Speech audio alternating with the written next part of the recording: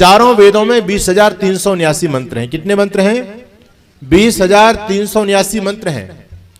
उन 20,379 मंत्रों में आपको एक भी मंत्र ऐसा नहीं मिलेगा जो मंत्र ये कहता हो बकरी तू बकरी बन, शेर तू शेर बन, सांप तू सांप बन, गधा तू गधा बन, कुत्ता तू कुत्ता बन। ऐसा एक भी मंत्र आपको देखने में सुनने में नहीं मिलेगा। लेकिन ऐसे बहुत सारे मंत्र हैं जो अभी कर्मठ जी कह रहे थे कि मनुर्भव, मनुष्य बन। अच्छा, यदि हम पैदा होने के साथ ही मनुष्य बनकर के पैदा होते तो वेद भगवान हमको मनुष्य बनने का उपदेश नहीं करते। इसका मतलब क्या है? इसका मतलब यह कि मनुष्य बनने के बाद में मनुष्य तो बनना पड़ेगा, तो मनुष्य भगवान की रचना तो नहीं हुई। हाँ, ये बात ठीक है, मनुष्य का शरीर भगवान की रचना है। बात समझ में आ रही है आप लोगों को? नहीं आ रही? मनुष्य का शरीर भगवान की बहुत खूबसूरत रचना है, लेकिन यह मत समझना कि मनुष्य का शरीर प्राप्त होने के बाद में कोई व्यक्ति मनुष्य बन ही जाए। इस मनुष्य के शरीर को लेकर के धरती पर बहुत सारे दानव घूमते हैं। क्या आप उनको आप मनुष्य कहेंगे?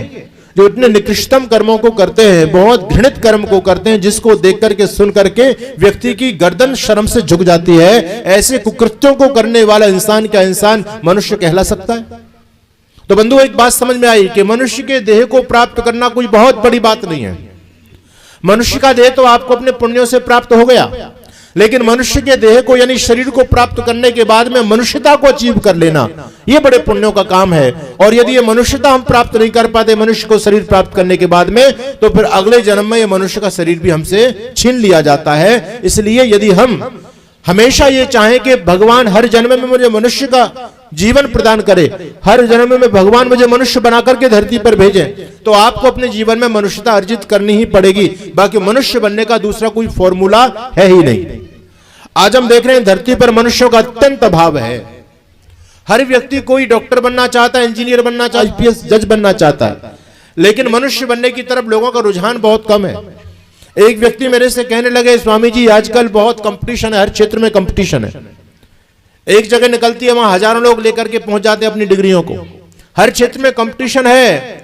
कोई ऐसा क्षेत्र भी आप बताएंगे जिसमें कंपटीशन ना हो या कंपटीशन कम हो? मैंने कहा केवल एक ही क्षेत्र ऐसा बचा है जिसमें कंपटीशन नहीं है, वह है मनुष्यता का क्षेत्र। आज मनुष्य कोई व्यक्ति बनना नहीं चाहता। यदि हम मनुष्यता अपने जीवन में धारण करने लग जाएं तो याद रखना हम बहुत बड़े आदमी बन सकते हैं।